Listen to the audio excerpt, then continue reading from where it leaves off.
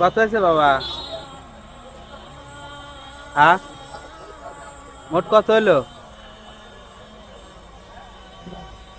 বলেন নাই।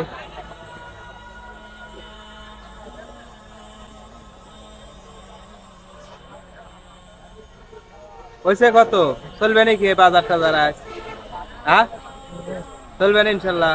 এ মুখ তাকান, আমি খারাপ কোনো উদ্দেশ্যে আসি নাই। না হয়েছে কত? চলবেন নাই আজকে? চলবো। চলবো বাজার হবো। বাড়িতে কেটে কেটে আছে?